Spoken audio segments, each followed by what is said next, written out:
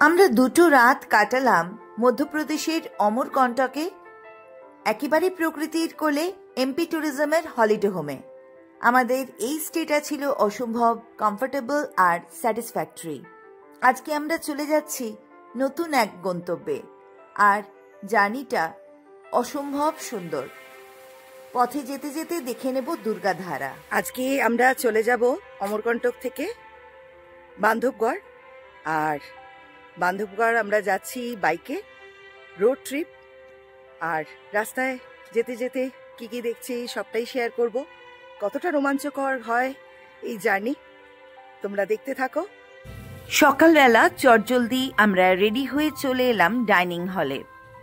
MP ট্যুরিজমকে অনেক ধন্যবাদ, তারা সকাল 7টার মধ্যে আমাদের ব্রেকফাস্ট সার্ভ করে দিল। ছিল ইডলি, পোহা, কলা। আমরা একেবারে রেডি হয়ে বেরিয়ে পড়লাম বান্ধবগড়ের উদ্দেশ্যে।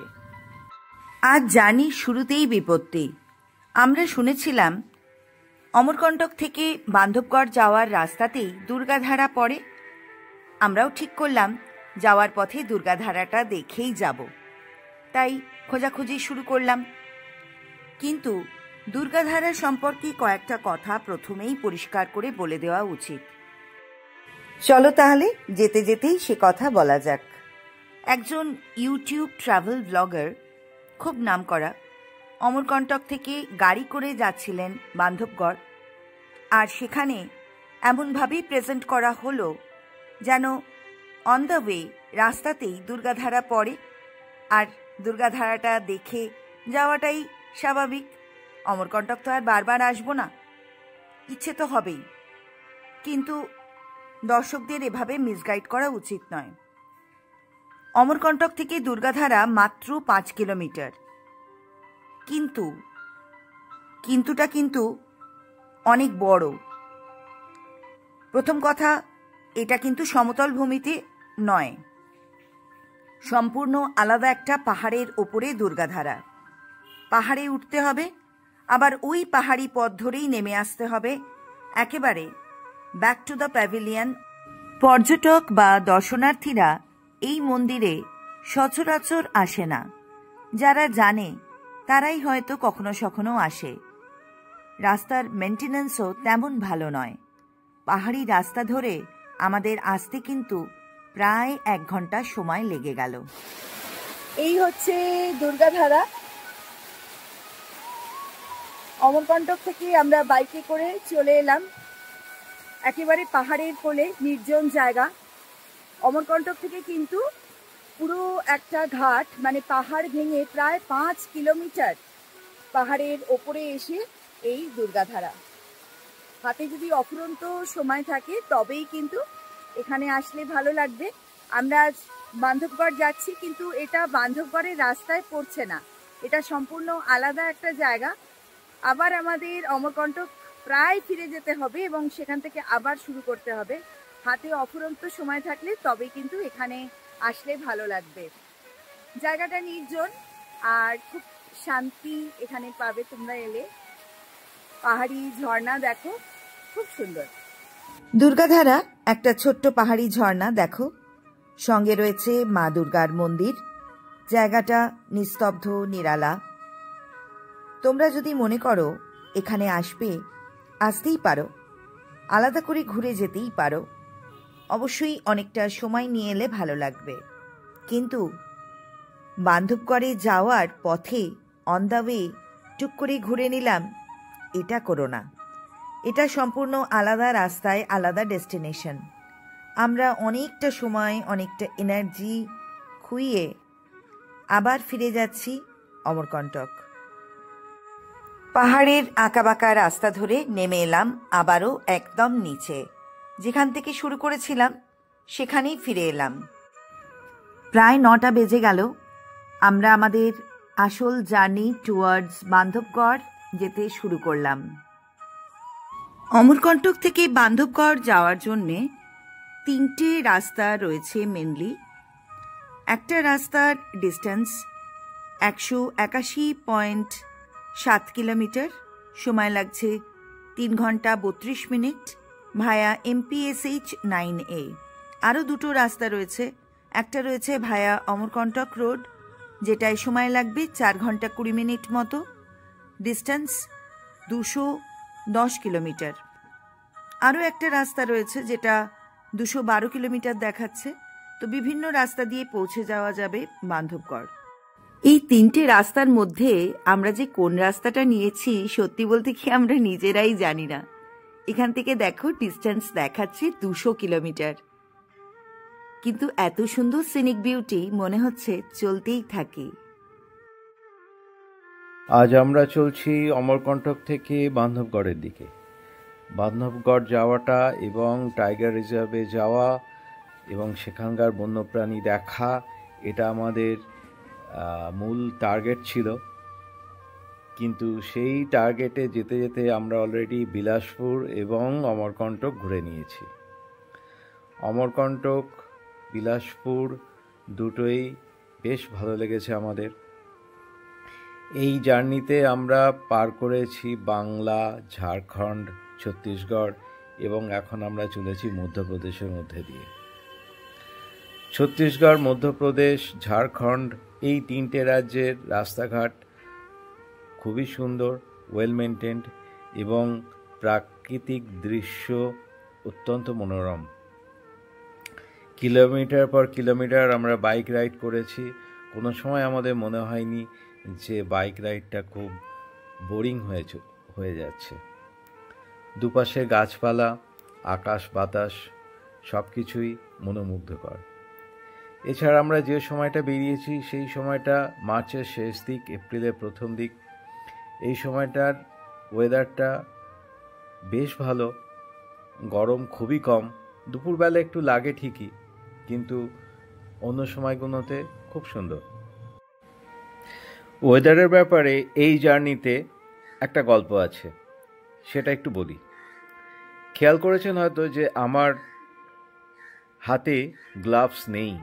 গ্লাভস ছাড়া বাইকিং সাধারণত আমি করি না। আমার একজোড়া খুব প্রিয় গ্লাভস ছিল। তো যেদিন বেরোলাম আমি কলকাতা থেকে, দুপুরবেলা বেরিয়েছিলাম। ইচ্ছে ছিল খড়গপুরে নাইট স্টে করে তার পরের দিন খড়গপুর থেকে রাঁচিতে আসব। কিন্তু উলুবেড়িয়ার পর থেকেই সাংঘাতিক বৃষ্টি শুরু হয়ে গেল এবং সন্ধে হয়ে গেল। রাইড করা সম্ভব নয়। এত বৃষ্টি হলো যে আমাকে একসময় হাতে গ্লাভস খুলে ফেলতে হলো, স্লিপ করে যাচ্ছিল।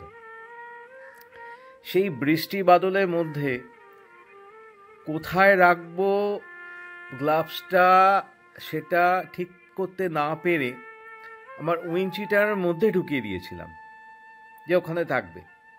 কিন্তু আমার খেয়াল ছিল না আমার উইন্ডচিটারের তলার দিকটা টাই করা ছিল না। কাজেই যেই ভরেছিলাম সঙ্গে সঙ্গে পড়ে গিয়েছিল, আমি খেয়াল করিনি, আমার গ্লাভসটা গেল হারিয়ে। সেই রাত্রে অবশ্য আমি বাগনানে আমাকে নাইট স্টে করতে হয়েছিল, অত্যন্ত জঘন্য একটা হোটেলে, সেটা আর বলতে চাইছি না। এই হলো আমার গ্লাভস ছাড়া বাইক চালানোর ইতিহাস। তবে রোদের তেজ তেমন ছিল না, সেই জন্য খুব একটা অসুবিধা হয়নি। তবে জেনারেলি গ্লাভস ছাড়া বাইক চালানোর তো কিছু কিছু ডিসকমফর্ট থাকেই। অমরকন্টক থেকে বেরিয়ে প্রায় মিনিট 50 আমরা রাইড করছি। আমরা 38 কিলোমিটার মতো চলে এসেছি। সামনেই পুষ্পরাজগড়, মিডওয়ে ট্রিট, পুষ্পরাজগড়। আমরা অবশ্য এখানে দাঁড়াবো না, এটা একটা ঘাট, একটা পাহাড় পেরোচ্ছি। আর পাহাড়টা কিন্তু বেশ খাড়াই পাহাড়, অনেকগুলো হেয়ারপিন বেন্ড রয়েছে। আস্তে আস্তে আমরা উপর দিকে উঠছি, পাহাড়ের উপরের দিকে উঠছি।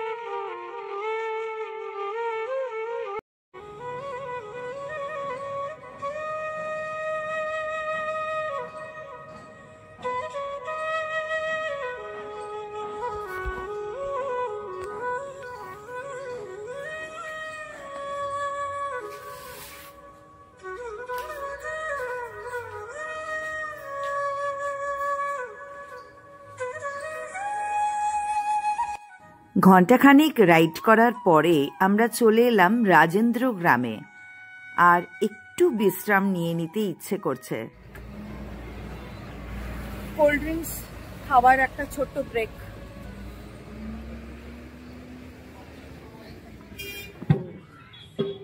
রেস্ট নিয়ে নিচ্ছি। কতটা এসছি গো আমরা? এখনো 145 কিলোমিটার। কিছুই আসেনি তার মানে। না, এসছি অনেক দূর, 200 কিলোমিটার ওপরে ছিল তো, দেখালো না একটু এগিয়ে 200 কিলোমিটার। তারপর থেকে আমরা প্রায় 75 কিলোমিটার এসছি। ঘন্টা তো হয়ে গেছে। 9:05 মতো স্টার্ট করেছি। হ্যাঁ, সেকেন্ড টাইম যখন ওখান থেকে এসে হলো। সেকেন্ড টাইমটা 9:05। হ্যাঁ, ঠিক আছে। তারপরে মানে টানা অনেকটা চলেছে, আর খুব সুন্দর না, রাস্তার সিনিক বিউটিও খুব সুন্দর ছিল। কি মনে হচ্ছে কোল্ড ড্রিঙ্কসটা খেয়ে? একটাই ব্যাপার মনে হচ্ছে যে কত দিনের কত এফার্টের কালমিনেশনে এই সকালবেলা মধ্যপ্রদেশের একটা ধাবায় বসে আমরা কোল্ড ড্রিঙ্কস খেতে পাচ্ছি।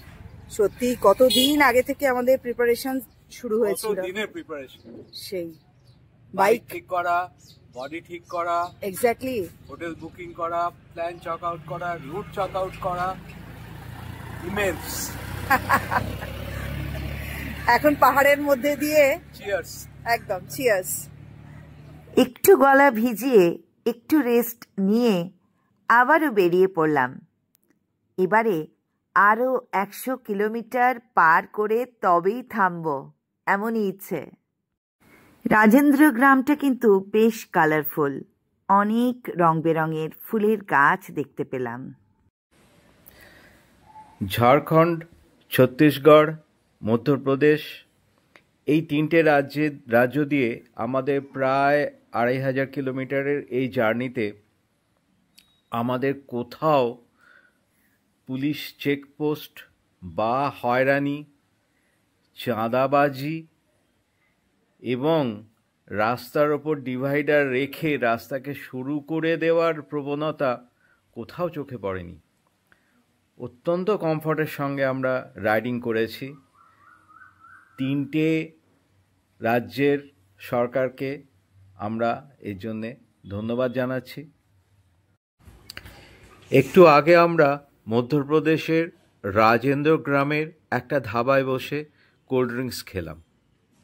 প্রসঙ্গত আমার ঠাকুরদার নাম রাজেন্দ্রনাথ, তাই রাজেন্দ্র গ্রামটার সঙ্গে আমার একটা কীরকম একটা সখ্যতা বলে মনে হচ্ছিল। এইবারের ট্রিপে আমরা কোল্ড ড্রিঙ্কসটা মাঝে মধ্যেই খেয়েছি এবং দেখলাম যে কোল্ড ড্রিঙ্কসটা খুব সাহায্য করে, ক্লান্তিটা দূর করে দেয় এবং কোল্ড ড্রিঙ্কসের সঙ্গে যে সুগারটা ঢোকে শরীরে, সেটা বেশ কিছুটা সময় এনার্জিটা সাপ্লাই দিতে থাকে।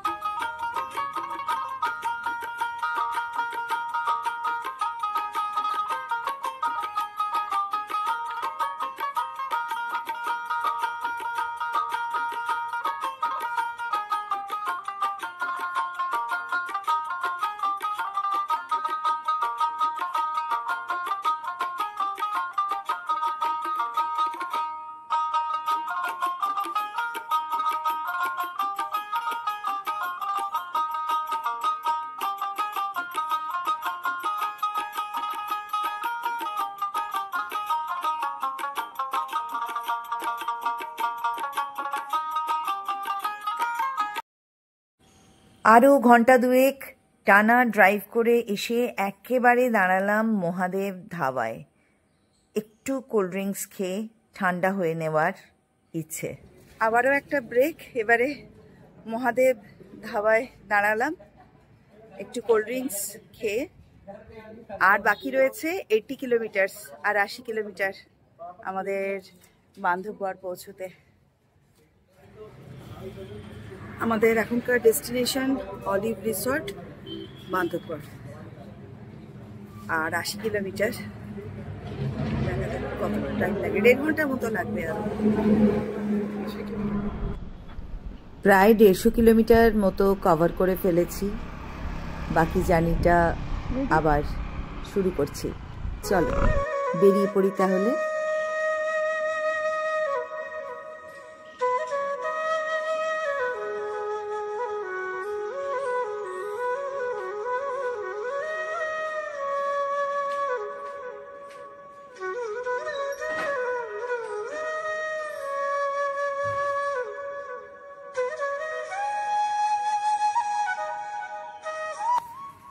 সামনেই একটা রোড সাইন দেখতে পাচ্ছি। এখান থেকে বান্ধবগড় 85 কিলোমিটার আর মানপুর 60 কিলোমিটার। আমরা একেবারে 60 কিলোমিটার কভার করে মানপুরে গিয়েই দাঁড়াবো। বেলা বাড়ার সাথে সাথে গরমও বাড়ছে, প্রেক্ষাপটও পাল্টে যাচ্ছে। সবুজের আধিপত্য এখানে একেবারেই কম। পাতাঝরা গাছগুলো দেখাতে চাইছে প্রকৃতি কতটা রুক্ষ। এই জার্নিটা অমরকন্টক থেকে বান্ধবগড় আমরা এত রকম ভ্যারাইটি দেখলাম। বিভিন্ন সময় বিভিন্ন প্রেক্ষাপট পাল্টে যাচ্ছে। এক একটা সময় এক এক রকম দৃশ্য আমরা দেখতে পাচ্ছি। অদ্ভুত, যেন একটা সিনেমার সেটের মধ্যে দিয়ে যাচ্ছি, আর একটা করে এপিসোড পাল্টে যাচ্ছে, আর তার সাথে সাথে পুরো সেটিংটাও চেঞ্জ হয়ে যাচ্ছে। অসম্ভব সুন্দর আর অসম্ভব বৈচিত্র্যময় আমাদের আজকের এই জার্নিটা। তাই বলার কিছুই নেই, শুধু দেখা আর ফিল করা, অনুভব করার ব্যাপার। সরু রাস্তা, কখনো উপরের দিকে উঠছে তো কখনো নিচে নামছে, কখনো জঙ্গল তো কখনো আবার রুক্ষভূমি। অদ্ভুত অদ্ভুত একটা স্বপ্নময় পরিস্থিতির মধ্যে আমরা বিচরণ করছি। মাঝে মাঝে মনে হচ্ছে সত্যিই বাস্তব জগতে রয়েছি তো, নাকি স্বপ্নের মধ্যে ঘুমের ঘোরে ঘুরে বেড়াচ্ছি জঙ্গলের মধ্যে। ঘুম ভেঙে যাবে আর বাস্তবে ফিরে আসব। কি যে অসম্ভব সুন্দর পরিবেশের মধ্যে দিয়ে যাচ্ছি, বোঝানো যাবে না। খুব ইচ্ছে করছে পথের ধারে দাঁড়িয়ে যেতে, বেশ কিছুক্ষণ দেখতে চারিদিকটা, কিন্তু দাঁড়াবার উপায় যে নেই, আমাদের আজ পৌঁছতে হবে বান্ধবগড়। সন্ধে নামার আগেই আমাদের পৌঁছে যেতে হবে আমাদের গন্তব্যে। জঙ্গলের মধ্যে দিয়ে রাস্তা।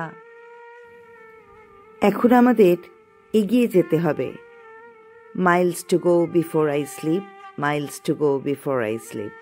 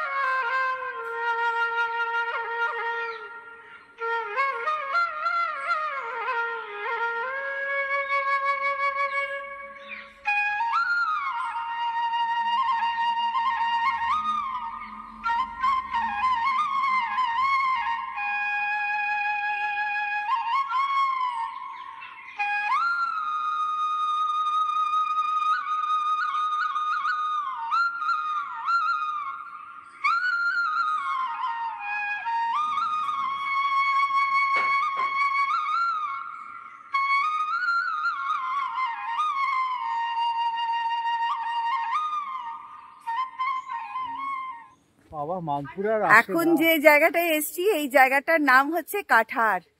আর এখান থেকে বান্ধবগড় প্রায় 21 কিলোমিটার, আর সময় লাগবে এখনো হাফ অ্যান আওয়ার।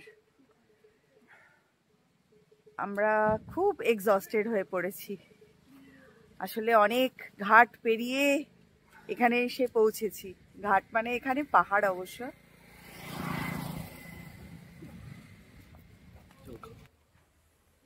গ্রাম কাটার, মানপুর, জেলা উমারিয়া।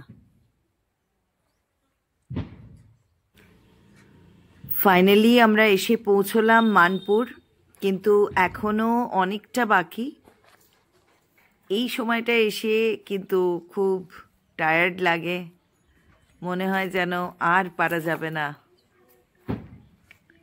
এনিওয়ে, রাস্তার দৃশ্য এতটাই সুন্দর ছিল, এতটা ডিস্টেন্স কভার করলাম, ভালোই লেগেছে।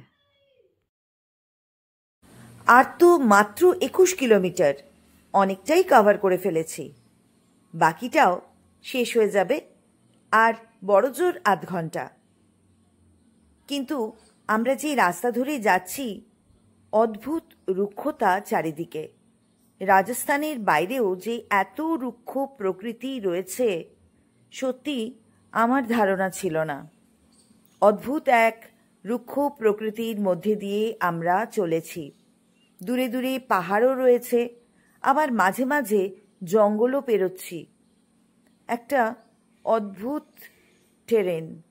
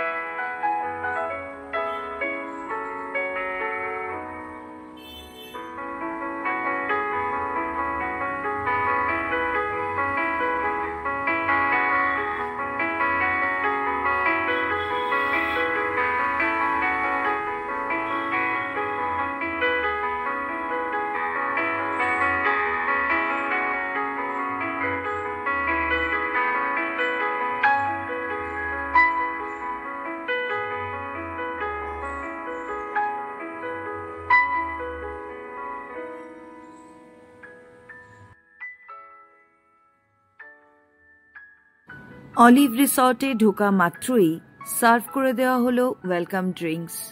আর ওয়েলকাম ড্রিঙ্কসটা এতটা জার্নি করে আসার পরে মনে হলো স্বর্গের অমৃত, একেবারে pure watermelon juice. Wow! Welcome ড্রিঙ্কসটা খেয়ে কিন্তু সত্যিই প্রাণটা জুড়িয়ে গেল।